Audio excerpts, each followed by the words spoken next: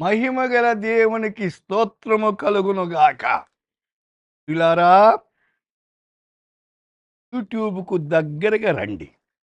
అనేకులు ప్రేరేపించండి వినేదానికి. మీరు మేలు పొందండి, వారు మేలు పొందుతారు. ఈ దిన వాగ్దానం నెహెమ్యా గ్రంథం 2వ అధ్యాయం. నెహెమ్యా అంటే ఓదార్చబడిన వాడు అని అర్థం. దేవుడు తానే మా ప్రయత్నమును సఫలము చేయను.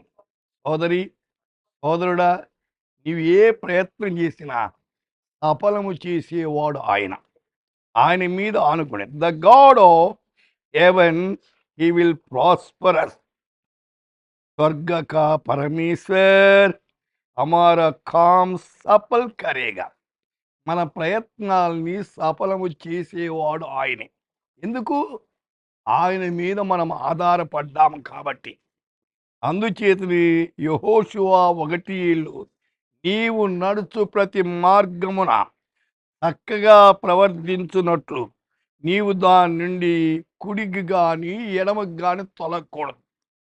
దేవుని వైపే చూడాలా. కుడివైపున ఎన్ని బహుమానాలున్నా ఎడమవైపున దేవుని వైపు చూడు. దృష్టి తొలగిపోకూడదు. 1 కీర్తన 3వ వచనములో అతడు చేయునదంతయో సఫలమవుతుందంట. నీవు తలపెట్టిన కార్యాలన్నీ సఫలీకృతము చేసే దేవుని మీద ఆనుకోవాలి. 1 కొరింథీ 16:2 ప్రతి ఆదివారమున మీలో ప్రతివాడు తాము వర్ధిల్లిన కొలది తమ యొద్ద కొంత సొమ్ము నిలువ చేయవలెను. ప్రసంగి 7:14 సుఖదినమునందు సుఖముగా ఉండు, ఆపద్దినమందు యోచించుము.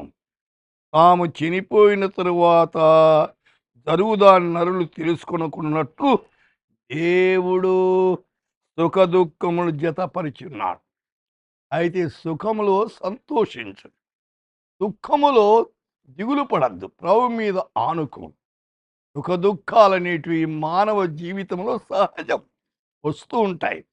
అయితే దేవుని మీద ఆనుకొని మనం ముందుకు సాగాలి.